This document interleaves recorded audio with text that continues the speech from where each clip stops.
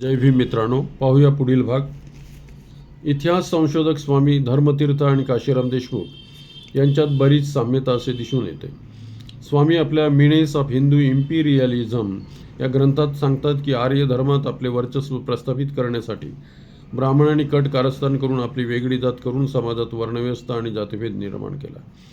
या कामात काही क्षत्रिय राजांनी ब्राह्मणाला मदत केली. त्यात स्वामी पुढे सांगतात, त्या अगोदर बौद्ध धर्माची भारतात भरभराट झाली होती.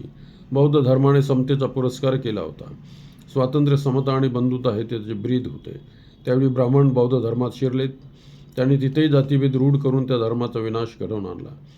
स्वामी धर्मतीर्थ हे शिवाजी महाराजांबद्दल आपले मत मांडताना म्हणतात, शिवाजी महाराजांचे मन हे ब्राह्मणांच्या वर्चस्वातून कधीच मुक्त होऊ शकले नाही. प्रबोधन ठाकरे तर शिवाजी महाराजावर याहूनही प्रखर हल्ला चढवतात. प्रबोधन ठाकरे शिवाजी महाराज आणि कोल्हापूरचे राजर्षी शाहू महाराज यांची तुलना करताना, राजर्षी शाहू महाराज हे शिवाजी महाराजांपेक्षा कितीतरी पटीने श्रेष्ठ आहेत. शाहू महाराजांनी जी रचनात्मक कार्य केली ती शिवाजी महाराजांनी केली असती तर भारतावर इंग्रजांचे राज्य कधीच आले नसते. त्यांच्यात ब्राह्मणी वर्चस्वाविरुद्ध लढा देण्याची रग नव्हती. ते पुढे म्हणतात, शिवाजी महाराजांनी मराठी स्वराज्याची स्थापना केली म्हणून आम्ही त्यांचा गौरव करतो, पण तोही भटी गोमूत्राच्या गाडग्यात अटकून भटी ब्रह्मगाठीच्या अडाकेबाज फासात डोळे उघडून ठेवून फाशी गेला. शेतकऱ्यांचे स्वराज्य, पृष्ठ क्रमांक 56 ते 60. महात्मा फुले आणि ब्राह्मणशाहीला धारेवर धरले.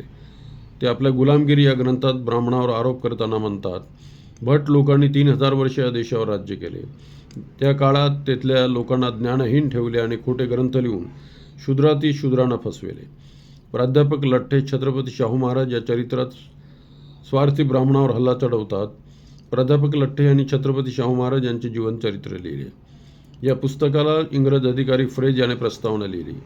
या पुस्तकात ते स्पष्टपणे म्हणतात, 1833 साली ब्रिटिश राज्यकर्त्यांनी या देशात शिक्षणाची व्यवस्था केली. त्यामुळे त्यानंतर या क्षेत्रातली ब्राह्मणांची मक्तेदारी संपुष्टात आली असे असूनही नंतरच्या काळात आम्हाला ब्राह्मणांनी विद्या मिळू दिली नाही. म्हणून आमचा क्षत्रिय समाज हा शैक्षणिकदृष्ट्या मागे राहिला. मराठ्यांच्या शिक्षणासाठी बडोद्याचे राज्य श्रीमंत सयाजीराव गायकवाड यांनी 1880 नंतर शाळा, महाविद्यालय, वसतिगृहे, विद्यार्थ्यांना शिष्यवृत्त्या आणि मोफत शाळा काढल्या. सन 1890 ग्वाल्हेर आणि इंदूर आणि कोल्हापूर येथेही शैक्षणिक संस्था सुरू करून सयाजीराव गायकवाड यांनी ब्राह्मणी व्यवस्थेला सुरुंग लावण्याचे कार्य केले. महात्मा फुले यांनी सांगितल्याप्रमाणे केवळ आर्य म्हणजे ब्राह्मण, बाकी सर्व शूद्र समाजातील आहेत. राम, कृष्ण, शिवाजी हे सर्व शूद्र आहेत. पुढे ते म्हणतात, बळी हा शूद्र असून ख्रिस्त हा त्याचा अवतार होता. म्हणून सर्व ख्रिश्चन लोक आणि इंग्रज हे सारे शूद्र होत. सन 1924 साली प्राध्यापक अबा लठ्ठे हे छत्रपती शाहू चरित्र या ग्रंथात आपले मत मांडताना म्हणतात, इंग्रज हे ब्राह्मणेतरांचा उत्कर्ष करतात, त्यांच्यामध्ये जागृती निर्माण करतात, त्यांची उन्नती करतात, म्हणून ब्राह्मण इंग्रजांचा द्वेष करतात. महात्मा फुले यांनी 1851 साली पुण्यात स्त्रियांसाठी व अस्पृश्यांसाठी पहिली शाळा उघडली. तत्त्वज्ञान हे कितीही महान असले तरी त्यास प्रत्यक्ष कृतीत उतरविल्याशिवाय त्याला अर्थ येत नाही. महात्मा फुलेंनी शेवटी हेच केले. त्यांनी पुण्यात शाळा काढून देशात एक महान क्रांतीचा पायारंभ केला आणि प्रस्थापितांच्या अखंड शक्तीला सुरुंग लावले. प्रस्थापितांचे धाबे दणाणले. मुलींना शिकवायला कोणी शिक्षक मिळेना हे पाहून त्यांनी त्यांची पत्नी सावित्रीबाई फुले यांना शिकवण्याची जबाबदारी सोपवली. स्वतः सावित्रीबाईंनी महात्मा फुले यांच्याकडून शिक्षण घेऊन मुलींना शिक्षण देण्याचा दृढ संकल्प केला आणि मुलींना शिकवायला सुरुवात केली. अखिल भारतात त्या पहिल्या महिला शिक्षिका ठरल्या, ज्यांनी विद्येची ज्योत पेटवून जिकडे तिकडे पसरलेल्या प्रचंड काळोखाला चिरून टाकले आणि भारतवर्ष प्रकाशमय करून टाकला. त्या कृतीदक्ष वीरांगनाच ठरल्या. शाळेत मुलींना आणि अस्पृश्यांना शिकवणे सुरू केल्यानंतर प्रस्थापितांनी त्यांचे जीवन नकोसे करून टाकले होते.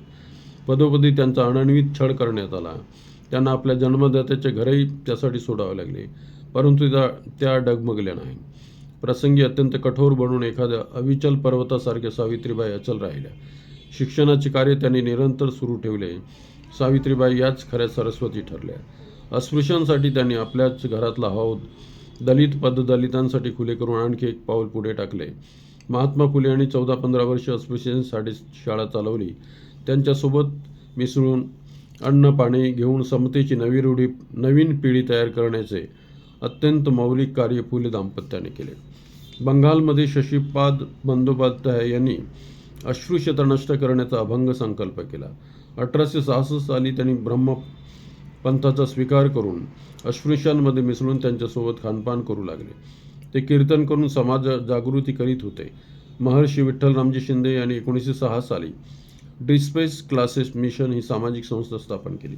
या संस्थेच्या माध्यमातून अस्पृश्यांना शिक्षण देणे, त्यांच्यात राजकीय जागृती निर्माण करणे, त्यांच्यासाठी वसतिगृहे बांधणे यासारखे भरीव कार्य त्यांनी केले.